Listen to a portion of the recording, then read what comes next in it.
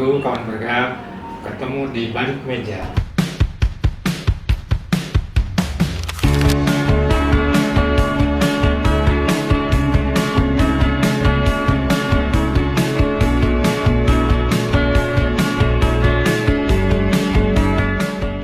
Nama saya Iman Herdiana, saya pengelola editorial Bandung Bergerak, dan di samping saya dan saya Yofi Maharam sebagai reporter Bandung Bergerak. jadi akan mengobrolkan isu yang panas mungkin ya, Yok. Ya. Kita punya apa ya? Jadi beberapa isu yang sedang hangat di Bandung Bergerak itu lagi-lagi terkait revitalisasi, Mang Im. Kalau dulu itu revitalisasinya di Pasar Banjaran, sekarang terjadinya tuh di Pasar Ciparai di Kabupaten Bandung, Mang Im. Pasar Ciparai memang ada apa sih di sana? Iya. Masalahnya gitu. Sesuai temuan aku ke lapangan gitu. Jadi emang rencana Pasar Ciparai akan direvitalisasi itu udah bergulir dari tahun 2023, Mang Im. Jadi karena Pasar Ciparai itu tanahnya itu milik desa, jadi desa yang mempunyai kewenangan akan direvitalisasi itu dan menggandeng pihak swasta yang mempunyai modal besar, Mang Im. Jadi mau gak mau para pedagang itu yang ada di sana harus nurut kepada pihak desa untuk direvitalisasi, Mang Im, mau gak mau gitu.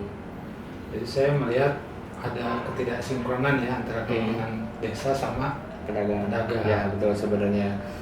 Terus kan ini beberapa tulisan yang udah naik di Bandung Bergerak juga, sedikitnya aku menyampaikan informasi bahwa adanya pemaksaan pemagaran ke pihak pedagang, Maim, pada tanggal 28 November sampai tanggal 30 November ini. Jadi para aparatur desa itu secara mengusir halus atau mengusir paksa itu menunjukkan sikap represifnya secara tidak langsung, Maim, kepada para pedagang agar para pedagang itu bersedia direvitalisasi gitu pasarnya, Maim. jadi aktivitas mereka jalan tapi dipagar. Iya sama pihak desa. Jadi sebetulnya kan pasca pemagaran tuh beberapa pedagang tuh masih bertahan ya di dalam dengan keadaan pasar udah dikepung, tapi yang mau gak mau mereka harus berjualan untuk menghidupi keluarganya juga ya, mau gak mau kan dapur juga harus mengebul gitu, Mang Im. Jadi para pedagang yang masih bertahan itu omsetnya tuh makin kesini tuh makin turun drastis, Mang Im. Nah, revitalisasi ini melibatkan partisipasi para pedagang nggak sih? Ya, nah ini yang menarik sebenarnya. Jadi para pedagang tuh sebenarnya terpecah dari dua kongsi bisa dikatakan, Mang Im. Ada beberapa pedagang yang menolak, ada juga beberapa pedagang yang emang mempunyai aliansinya sendiri yang udah diakui sama desa. Nah, aliansi yang diakui sama desa ini, nah mereka lah yang berkongsi bisa dikatakan gitu dengan aparatur desa untuk merencanakan revitalisasi ini. Bahkan waktu aku mendatangi salah satu ketua Rapidnya, pada saat itu Pak Jainal namanya, Pak Jainal mengungkapkan bahwa ya ini pemagaran ini pun atas kemauan para pedagang, Mang Im. Tapi di sisi lain banyak pedagang yang menolak, Mang Im. Itu nggak semuanya setuju gitu. Bahkan adanya pertemuan aliansi pedagang itu tidak melibatkan semuanya. Sedangkan para pedagang itu kan ada beberapa, bisa dikatakan beberapa kelompok dagangnya gitu. Ada yang penjual makanan basah, ada yang menjual sayur mayur, ada juga yang menjual baju-bajuan, toko emas segala macam. Nah, para pedagang yang emang mendukung itu tidak melibatkan secara penuh. Bisa dikatakan pedagang yang tidak diajak ini mereka merasa dihianati gitu. Kenapa suaraku nggak dilibatkan tapi keputusan ini melibatkan semuanya gitu, Mang Im. Itu keluhan dari para pedagang yang menolak sih. Itu tuh di Ciparai temuan ketika main ke lapang kamu? Iya, itu aku udah beberapa kali ngobrol. Itu gak cuma satu orang ya, tapi aku ngobrol banyak sama ya para pedagang yang menolak. Itu memang serentak gitu, bahwa mereka merasa tidak diwakili oleh para pedagang yang mempunyai aliansi ini gitu. Gitu, Mang Im. Tapi ya. Oke. Kalau dari redaksi Bandung Bergerak sendiri, Bang Im, gimana, Bang Im, melihatnya? Baik, Pit. Jadi Bandung Bergerak tuh punya perhatian serius ya sebenarnya pada pasar tradisional. Salah satunya pasar Ciparai. Itu sebabnya kita menyediakan porsi yang cukup yang besar gitu, bagi teman-teman pedagang. Karena sejak kita berdiri nih, saya udah sipir udah sedikit riset. Kata kunci pasar tradisional di Bandung Bergerak itu ada 93 ya dari 2021. Nah itu mayoritas isinya tentang pasar tradisional. Nah kita melihat kenapa pasar tradisional ini penting, karena disitulah pusat pertumbuhan ekonomi masyarakat yang real gitu, yang real, berbagai kalangan berjualan di sana, tidak hanya pedagang dan pembeli, tapi ada juga kuli, pedagang asongan, PKL, petugas kebersihan gitu. Dan mereka membentuk ekosistem untuk membuat ekonomi kerakyatan di sana tumbuh. Dari pasar tradisional itu kita belajar melihat bagaimana rakyat berhidup mandiri kayak gitu sih ya. Ya itu juga sesuai dengan temuan aku kemarin di lapangan gitu, yang nyeritain bahwa yang terdampak tuh sebenarnya dari revitalisasi itu nggak cuma para pedagang, tapi beberapa orang termasuk tukang bentor, beca motor tuh ikut terdampak juga gitu. Ya terkait dengan pemasukan konsumennya, kan maksudnya yang namanya beca tuh pasti butuh bisa dikatakan ya pelanggan atau konsumen setiap harinya gitu. Nah terjadinya revitalisasi kemarin tuh justru berdampak banget ke salah satu narasumber yang aku datangin, bahwa hampir 50% pendapatan dia tuh terus menurun gitu. Bahkan sehari tuh gak sampai 10 pelanggan yang menggunakan jasa narasumber aku ini. Bahkan kemarin tuh sehari tuh cuma dapat 3 pun pendapatannya hanya mendapatkan 30.000 Mang Im. Kayak gitu. Itu baru sebagian aja sih sebenarnya gitu. Oke. Kalau awal Yopi ke lapangan tuh kenapa Bang Im? Apakah Yop tolong ke lapang, tolong tinjak lanjut, atau kayak gimana? Awalnya kita ya seperti biasa ya, kita dapat info dari teman-teman di lapangan sih, bahwa Ciparai ini kan bukan pas saat Yopi turun saja kemarin tanggal berapa sih ya? Pada bulan Oktober pertama kali liputan ke lapangan tuh Rajul. Nah sebelumnya tuh Rajul juga salah satu reporter kami juga sudah merunning gitu isu ini. Dari situ ternyata permasalahannya mirip-mirip sih dengan yang terjadi di revitalisasi pasar yang lain, misalnya Banjaran, bahwa ada ketidaknyambungan gitu antara keinginan pedagang pasar kemudian sama pengelola. Nah, saya juga di sini melihat sih apa sih yang menjadi sumbatan sehingga muncul konflik gitu ya, konflik antara pedagang pasar Ciparai sama pengelola ini. Ya sebenarnya ini yang menariknya tuh kayak tadi yang dijelasin gitu, bahwa konflik tuh nggak cuman konflik vertikal atau horizontal, justru bahwa ini tuh ada konflik pedagang versus pedagang, bisa dikatakan seperti itu tanda kutip. Ada pedagang sama pihak desa juga, bahkan pedagang yang menolak tuh sampai menyewa lawyer atau pengacara untuk menggugat si pihak desa ini, karena secara hak guna pakai sebenarnya para pedagang itu masih mempunyai hak guna pakai itu sampai sampai bulan Oktober tahun 2025 ini sebetulnya. Makanya ada jangka waktu 1 tahunan para pedagang itu masih bisa bertahan.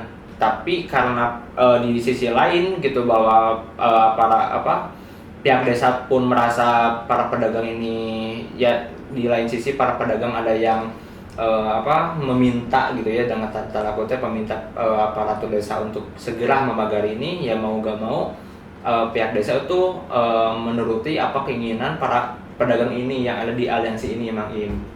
Kayak gitu sebenarnya kalau misalnya di runut konfliknya tuh kurang lebih seperti itu. Berarti kalau di Bandung sendiri yang berkonflik itu kurang lebih yang sudah didokumentasikan Bandung Bergerak gimana Bang? Ya di BB ya sejak 2021 kan yang mencuat sebelum Banjaran sama Ciparai ada revitalisasi Sarijadi, pasar Sarijadi waktu itu udah lama sih, 2017 ya. Ini pun mirip-mirip ya, antara ada ketidaknyambungan antara keinginan pedagang sama pengembang, dalam hal ini pemerintah. Pemerintah ingin membuat pasar Sarijadi ini sebagai pasar modern gitu, sebagai pasar keren lah. Tapi kemudian setelah direvitalisasi justru sebaliknya, pasar malah sepi. Ini liputannya muncul 2023 lalu, itu bertepatan dengan peresmian pasar Sarijadi tersebut gitu. Jadi peresmian itu 23 Mei 2017 di masa Kang Emil sebagai wali kota. Tapi kemudian di samping revitalisasi Sarijadi, pasar baru pun mengalami konflik serupa gitu antara pedagang sama Kosambi kan pasar baru. Pasar baru. Pasar baru. Pasar baru, pedagang sama pengelola. Gitu. Di situ masalahnya ya tidak ketemu harga. Setelah revitalisasi, harga kiosnya jadi mahal. Oke. Nah ini yang menarik, Maim, sebenarnya temuan di lapangan juga kan, pasar Ciparai itu diketok harga dari pengembang itu 19,3 sampai 19,5 juta meter persegi gitu. Itu kan yang membuat para pedagang merasa tercekik ya. Ya sebetulnya ada kemungkinan juga sebenarnya Maim dari pihak desa tuh bahwa itu bisa dicicil sebesar 30%. Tapi banyak keraguan juga dari pedagang tuh yang sebenarnya tuh mereka ragu-ragu untuk bisa membayar DP ini, ditakutkan ketika mereka membayar DP ternyata pasar itu lama jadinya gitu. Jadi uangnya udah habis tapi pasar masih belum jadi. Jadi itu ketakutan banyak pedagang yang ada di Ciparai itu, Mang Im. Nah, kalau misalnya temuan Mang Im, kira-kira harga yang digetok para pengembang tuh rata-rata berapa sih di tiap pasar yang ada di Kota Bandung ini? Ya, tapi kalau secara umum ya, biasanya setelah revitalisasi itu memang menimbulkan keberatan gitu dari para pedagang. Yeah. Karena mereka kan udah lama berjualan di sana dengan harga sewa ataupun kepemilikan yang sudah tetap gitu, pengeluaran mereka, tapi kemudian bertemu dengan harga baru yang mahal gitu. Pasti mereka cenderung menolak lah gitu. Nah, itu akan memberatkan gitu untuk pengeluaran selanjutnya. Dari redaksi sendiri, kenapa isu ini penting untuk dikawal terus gitu? Itu sih. Boleh bergantian. Ya, mestinya setiap revitalisasi dimanapun ya, partisipasi pedagang tidak boleh dikesampingkan gitu. Walaupun di situ ada pro dan kontra, ada yang pro revitalisasi ataupun yang tidak pro revitalisasi. Kedua pihak ya harusnya diperlakukan secara adil. Jadi mereka intinya kayak gimana sih? Duduk di balik meja kayak gini gitu ya. Ya sebenarnya balik lagi ke prinsip kita ya sebagai media jurnalistik bahwa kita tuh harus berpihak ya kepada orang-orang yang emang bisa dikatakan terpinggirkan gitu, dan belum bergerak sampai saat ini masih mengupayakan hal itu gitu. Aku mau namain juga gitu terkait pro dan kontra, kalau ngomongin tentang revitalisasi itu pasti ada aja gitu. Bahkan di pasar Banjaran pun terjadi kan, ada yang pro ada yang kontra gitu. Nah, hal serupa juga terjadi di pasar Ciparai gitu. Nah, Maim, temuan yang kemarin aku dapat itu ada yang menarik nih. Setelah pasar itu diratakan, pasar Ciparai diratakan gitu, sekarang tuh udah rata, udah jadi barangkal. Jadi seharusnya para pedagang yang mau menolak ataupun yang pro juga itu dipindahkan ke pasar relokasi yang bertempat di Cijagur. Cuman beberapa pedagang yang menolak itu membuat pasar tandingan, Mang Im. Nah, impact-nya sebetulnya bukan hanya kepada konsumen aja yang datang, tapi impact-nya tuh ke sampah, Mang Im. Nah, sampah yang ada di pasar lama itu, terutama yang sampah-sampah yang dihasilkan oleh para pedagang yang menolak revitalisasi ini, itu disimpannya tuh di pasar di jalan pasar Barat Ciparai. Nah, kawasan itu sebetulnya itu udah masuk ke desa Sariwangi, Mang Im. Ya. Ya. Apakah sampah itu ada angkutan rutinnya atau malah dibiarkan aja begitu aja ya? Nah, itu teh sebetulnya waktu aku mendatangi salah satu petugas kebersihan yang ada di pasar Cijagur gitu, mereka mengatakan bahwa pasar yang sampah-sampah yang ada di pasar Lama Ciparai itu sengaja dibiarkan oleh desa karena mereka tuh emang nggak ada kewajiban, udah nggak ada kewajiban setelah pasar itu direlokasi ke pasar Cijagur. Terus ketika aku konfirmasi ke Pak Jainal, sekarang beliau jadi humas revitalisasi itu mengatakan bahwa pasar-pasar yang sampah-sampah yang ada di pasar lama itu, yang ada di pasar Ciparai itu bukan kewenangannya gitu. Seharusnya kewenangan yang harus membereskan sampah-sampah yang ada di sana itu dari desa Sariwangi, Mang Im, atau enggak langsung dari pusatnya atau Kabupaten Bandung yang harus bertindak. Jadi desa Ciparai itu secara tidak langsung mereka melepas tangan terkait tumpukan atau gundukan sampah yang ada di pinggir jalan itu yang membuat resah masyarakat dan juga para pedagang, Mang Im. Kayak saling lempar aja ya? Iya.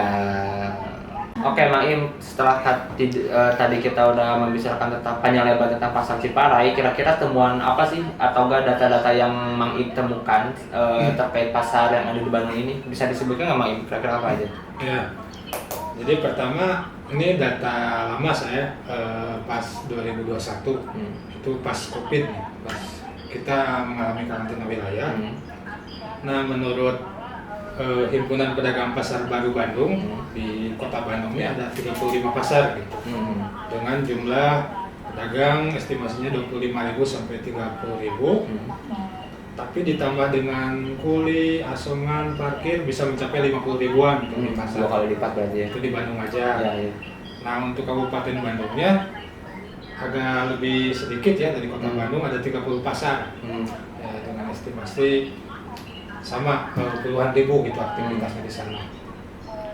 Nah, di samping konflik revitalisasi, saya juga mencatat pasar tradisional itu rentan kebakaran gitu ya. Tahun 2023 kita mencatat pasar Sandang Serang terbakar ya. Di situ ada 170 lapak polos pasar yang lagi rame-ramenya tuh. Karena ini kalau nggak salah pas mau lebaran kebakaran gitu, jadi modal kawan-kawan pedagang habis. Nah, mengenai kebakaran ini di BB juga ada catatannya gitu. Pasar Kosambi pernah terbakar juga nih tahun 2019. Sama itu terkait dengan momentum Ramadan. Ya. Jadi ketika mereka sedang siap-siap mau lebaran, malah kebakaran gitu. Begitu juga pasar Gede Bage. 2023 sekali kebakaran, malah 2018 itu terjadi 2 kali kebakaran gitu. Ada ratusan los pasar yang hancur. Terus agak sedikit ke barat pasar Saringin tahun 2023 juga sama kebakar. Jadi ada malah di sini ada 2 kali ya. Yang 2 kali ini pasar Palasari. Ini agak lawas sih kejadiannya. 2007 terjadi kebakaran, kemudian sebelumnya tahun 93 juga sama kebakaran, dan itu bersamaan dengan isu revitalisasi di Palasari. Ya. Udah lama banget. Jadi salah satu catatannya ya tolonglah perhatikan gitu bahwa pasar tradisional pusat ekonomi masyarakat soal antisipasi kebakaran gitu. Di samping kalau mau revitalisasi ya ngobrol sama pedagang. Nah, kira-kira nih Mang Im, terakhir aku mempunyai pertanyaan menarik nih. Kira-kira nih kan tadi Mang Im sudah menyebutkan beberapa data yang ada di Kota Bandung bahwa revitalisasi itu sebenarnya udah banyak gitu ya di Kota Bandungnya. Tapi lagi-lagi ternyata si pasar itu teh mengalami kesepian, menolak karena harga sewanya atau terlalu tinggi. Itu juga disebabkan oleh para konsumen yang enggan untuk datang ke pasar revitalisasi itu. Nah, kira-kira apa sih tindakan yang idealnya dilakukan oleh Pak Farhan itu selaku Wali Kota Baru Kota Bandung untuk mengevaluasi, bisa dikatakan seperti itu.